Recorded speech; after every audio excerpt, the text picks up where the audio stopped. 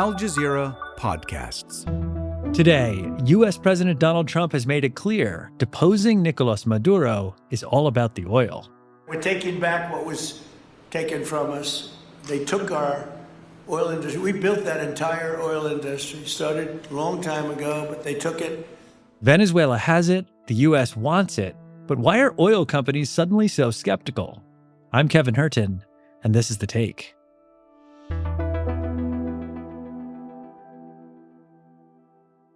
Hi. Before we continue with today's show, remember to leave us a comment telling us what you think about this episode and what stories you want to see us do next. Or if you're on your favorite podcast app, please leave us a review. Tell us where you're listening from, and you might as well give us a 5-star review. It really does help the show.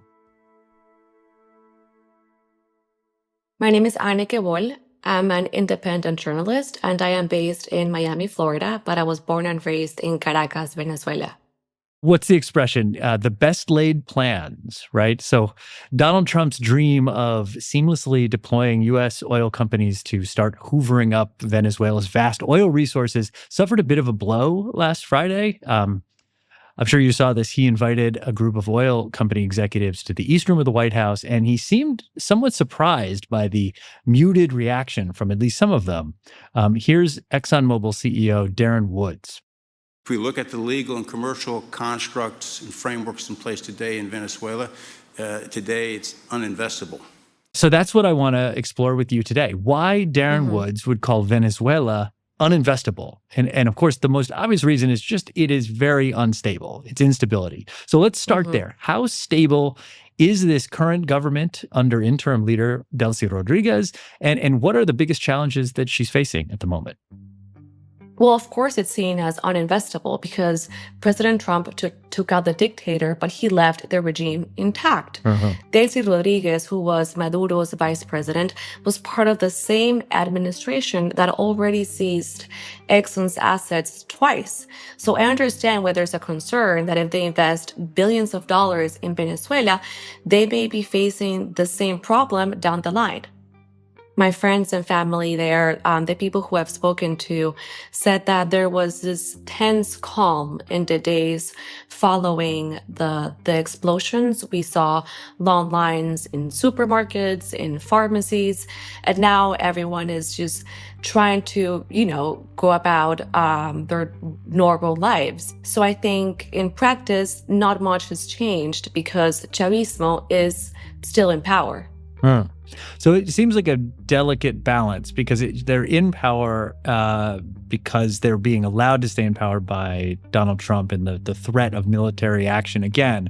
But I know that the country is filled with these armed groups. I mean, how would you assess the situation with the armed groups and how tenuous her hold on power is at the moment?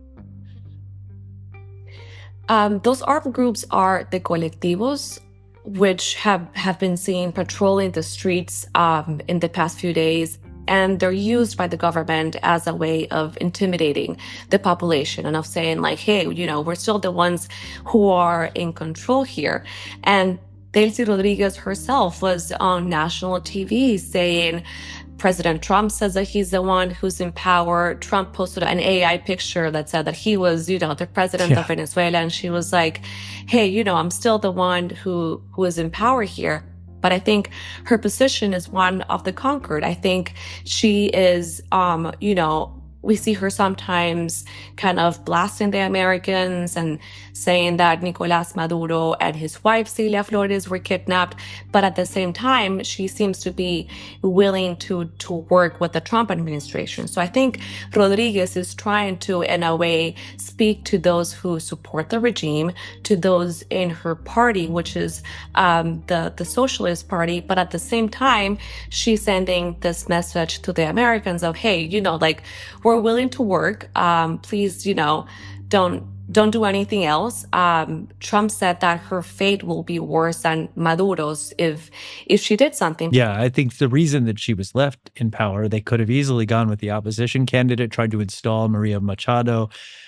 She's the stability play. And I think that the consensus in Washington right now is that this situation has stabilized. Would you agree with that? I think Trump has been sold this idea that Rodriguez is a capable manager, especially when it comes to the oil industry. But the reality is that I don't think she is, because oil production and output have been decreasing over the past 2 decades. And Rodriguez was part of this administration that allowed that. Now, Maria Corina Machado, who, as you say, is the leader of the opposition, she has been very clear on what a path to recovery would look like under her and Edmundo González Urrutia's administration. Edmundo González Urrutia was handpicked after she was banned from running for office. Edmundo González Urrutia, as polls showed and as the voting tally sheets show, was elected back in 2024. But of course, Nicolas Maduro refused to step down. So Machado and González have been very clear that they want to create a free and competitive economy. And I think Machado embodies the confidence, the trust, the stability that investors are looking for. I think she provides legitimacy, which Delcy Rodriguez doesn't have. And when you're an investor, when you're a publicly traded company who's being asked to pour billions of dollars into Venezuela, you're thinking 20, 30 years ahead. And I don't think Chavismo provides that stability. At that White House meeting, Exxon CEO reminded President Trump that Exxon had their assets seized not once, but twice in Venezuela. I know for a fact he's referring to 2007. That was when Hugo Chavez, who was president before Nicolas Maduro, nationalized the heavy crude project in the Orinoco oil belt, which led to Exxon directly to Exxon pulling out and having its assets seized. So how significant was that moment in 2007 for Venezuela? And why do you think it's still top of mind for these oil executives? I think it was very significant. As you were saying, Chavez nationalized major oil projects in the Orinoco Belt and forced oil companies like Exxon, BP to cede operational control of these projects over to PDVSA. PDVSA, which stands for Petróleos de Venezuela, is a state-owned oil company. What Chavez did essentially completed the nationalization of the oil industry. So Exxon and other companies initiated legal battles asking for compensation, and Venezuela still hasn't paid what they owe them. So of course it's still very fresh for them. Of course they're saying, we need there to be certain guarantees, financial guarantees, a legal framework in place. If we're going to be, risking our assets being seized again by the same administration. And from then on, from 2007 on, there were no funds for reinvestment, for infrastructure, for talent. I mean, the managers, the engineers, the experts all left the country. They walked, and production slowed down, and the oil industry essentially collapsed. So that's kind of considered the date, 2007, when things really started to slide, when inflation started, all the things that we've been reading about and covering for 20 years. I think it actually started before that. I would say it's closer to 2002, where there were massive protests across the country. Chavez was showing his true colors. He was becoming more authoritarian, and people took to the streets, and that included workers in the oil industry. So PDVSA, which again is the oil company, went on strike for about 2 months. Oil output fell to almost nothing. Exports ceased. And then when the workers came back to work a few months after, half of the workforce was fired. We're talking about, I think it's anywhere from between 14 to 19,000 employees. And we all knew somebody who worked for PDVSA. PDVSA was the biggest employer in the country. And before Chavez, it was actually it was very professional. It was state-owned, but it was ran without interference from the government. And I think it's fair to say that the collapse of PDVSA actually started when Chavez fired thousands of executives, and it was a domino effect. Okay.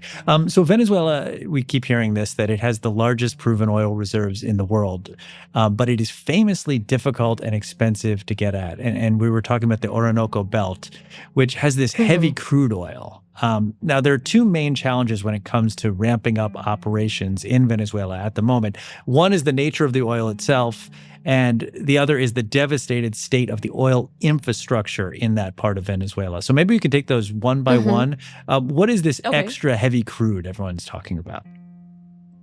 So this heavy crude is very unique in the sense that it's very expensive to process it.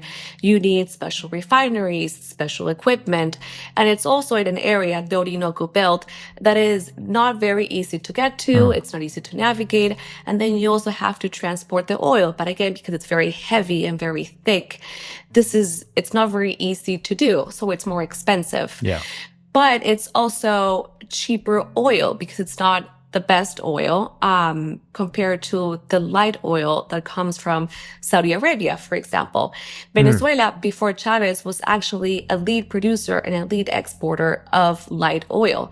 So we also have light oil in the northeastern part of the country and in the Lake of Maracaibo, which was where oil was first found. But as you were saying, it's very tricky to be able to get this very heavy oil. And at the same time, PDVSA just doesn't have the funds to revive the industry and to do a massive overhaul. And it's worse than that. It's because during this period when you had this massive inflation, you had poverty started to increase. People started ripping up the infrastructure, selling the metal for scrap iron. So just replacing all that infrastructure is one of the major challenges, aside from the challenges of just getting that type of heavy crude out of the ground, isn't it? Exactly. Yes, we have heard those stories of workers, grabbing a few pieces of metal here and there to see if they could trade it for or sell it for food. When you look at the ports, they look like ghost ports and ghost cities. And there are reports of fires and accidents, and that wouldn't have happened before. More with Anneke after the break. So, Anneke, let's go back to this question of whether Venezuela is uninvestable.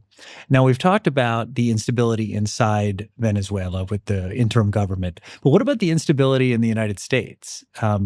Oil companies have very long time horizons to consider. Politicians don't. Right. What would a sustained security commitment in Venezuela even look like? And I guess, as a follow-up, are you surprised that oil companies might be skeptical about whether something like that is forthcoming from the United States? I'm not surprised about their reaction. I mean, these are publicly traded companies. They respond to boards and lawyers and shareholders, and they respond to markets, essentially, not to the president of the United States. And as you were saying, they're thinking long term. And it's, as reports say, that it's going to take about at least 20 billion to boost production to about 1.5 million barrels. But if we want to go back to that 3.4 that we were seeing back in the 1990s, that could take about 100 billion, which is what Trump is asking the oil companies to pay. He's asking them to foot the bill. But of course, it makes sense that they're looking for security, stability, the right legal framework. I mean, what happens if they get their assets seized twice? Because I think what Rodriguez is trying to do, I think she's trying to buy time. I think she's hoping that she can be in power for the next few years. I think she wants to outlive Trump in a way. Yeah. We have elections coming up here in the US. We have the midterm elections, and then we have presidential elections. And Trump won't always be in power, but then these contracts will probably outlive him. So absolutely. Darren Woods called them durable investment protections. He's the ExxonMobil CEO. Durable investment protections, that has to mean some sort of security force protecting vital infrastructure. Right, totally. And I think for the regime in Venezuela, this is, their dream come true because they're still in power. Sanctions are being lifted, and then they're going to have all this money coming in because of the new contracts. So what many people are worried about is that this may give the Chavismo regime more time in power. Okay, so say the first two requirements are satisfied, right? The U.S. has Marines guarding key oil infrastructure for the next few decades, and Delcy Rodriguez ushers in a Pax Venezuelana or something, an unprecedented time of stability. Do you think that it still might be a bad bet for Exxon for reasons that have nothing to do with security, that are more about just the changing nature of the world? I think green energy is definitely a very attractive and popular option. And then we're also seeing other countries that are ramping up their oil production. I mean, look at Guyana, which has been on the news in the past few years. There's also Brazil.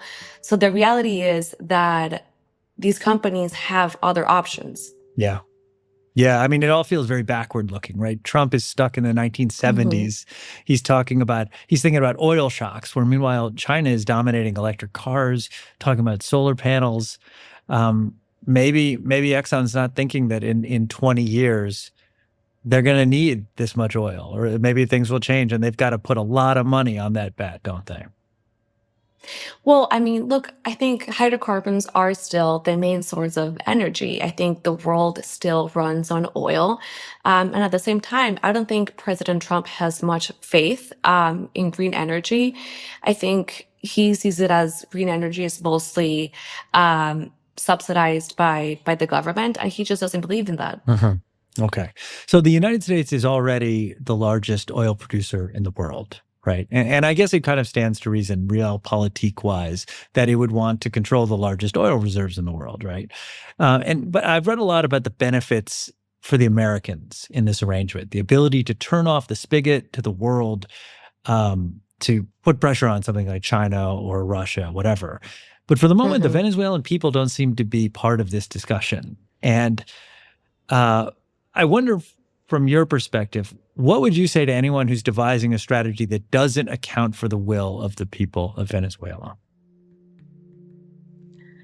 I think we've seen Maria Corina Machado be essentially sidelined, which came as a surprise to all of us because she does have the support of the vast majority of Venezuelans. I mean, Edmundo Gonzalez was elected with 67% of the vote. And a poll that was conducted last year showed that 80% of Venezuelans wanted Maduro removed from office. And while we are very grateful that happened, not much has changed for us.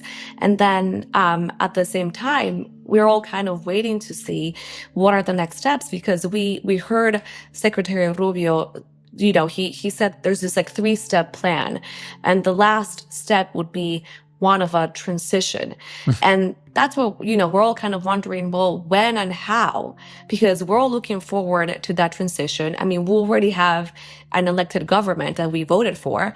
But we are, trying to understand how that's going to play out.